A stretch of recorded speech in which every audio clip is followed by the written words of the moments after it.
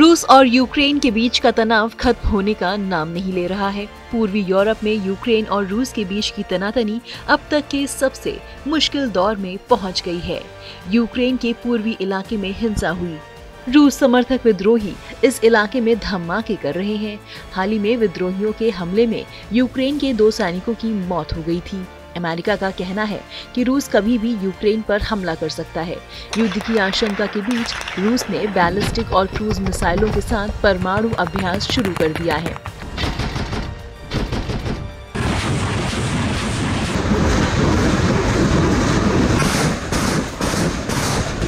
दोनों देशों के बीच बढ़ते तनाव की वजह से पूरी दुनिया की चिंता बढ़ गई है। संभावना जताई जा रही है कि रूस और यूक्रेन के बीच जंग हुई तो तीसरा विश्व युद्ध भी छिड़ सकता है। अब रूसी राष्ट्रपति व्लादिमीर पुतिन ने यूक्रेन के विद्रोहियों के कब्जे वाले लुहांस्क और डोनेट्स्क प्रांत को स्वतंत्र देश के तौर पर मान्यता दे दी है। पुतिन ने टेलीविजन संबोधन में यूक्रेन सरकार, नाटो फोर्सेस और अमेरिकी सरकार पर जमकर निशाना साधा।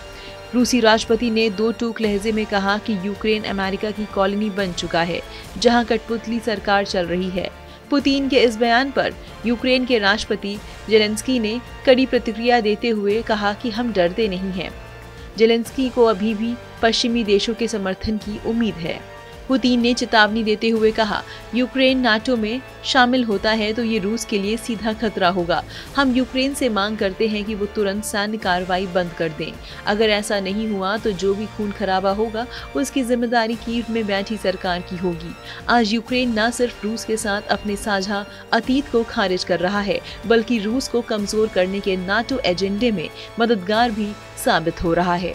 यूक्रेन परमाणु हथियार बनाने की योजना भी बना रहा है। अगर ऐसा होता है तो वर्ल्ड ऑर्डर में बड़ा बदलाव होगा। हाल ही के वक्त में पश्चिमी देशों से यूक्रेन को बड़े पैमाने पर हथियार की सप्लाई की गई है। पुतिन का आरोप है कि यूक्रेन संकट की असल वजह नाटो का विस्तार है। इससे आपसी भरोसे को नुकसान हुआ है। पश्चिमी देशों का असली मकसद रूस के डेवलपमेंट को रोकना है। रूसी राष्ट्रपति व्लादिमीर पुतिन ने कहा, यूक्रेन को रूस ने कम्युनिस्ट शासन के तहत बनाया था, लेकिन आज कट्टरपंथी इसकी आजादी का श्रेय लेते हैं, जबकि उनका इससे कोई लेना देना नहीं है। सोवियत यूनियन के पतन के बाद धोखे और बेईमानी के बावजूद रूसी लोगों ने यूक्रेन समेत कई देशों को मान्यता दी। हमने यूक्रेन का कर्ज पूरी तरह चुका दिया, लेकिन उन्होंने संपत्ति वापसी के समझौते का पालन नहीं किया। रूस के सरकारी टीवी चैनल पर पुतिन ने अलगाववादी नेताओं के साथ डिक्री पर हस्ताक्षर किए। इसके बारे में जर्मनी और फ्रांस को भी जानकारी दी गई। दोनों देशों ने इस फैसले पर निराशा जाहिर की। यूक्रेनी अधिकारियों को डर है कि अब अलगाववादी नेता रूस से सैन्य मदद का अनुरोध कर सकते हैं, जिससे इन इलाकों में रूसी सैन्य कार्रवाई का रास्ता आसान हो जाएगा। इससे पहले पुतिन ने मॉस्को में क्रेमलिन सिक्योरिटी काउंसिल की अनशेड्यूल्ड इमरजेंसी मीटिंग बुलाई। इसमें पुतिन ने साफ तौर पर कह दिया था कि तनाव खत्म करने के लिए अब किसी भी तरह के पीस प्लान की गुंजाइश नहीं है।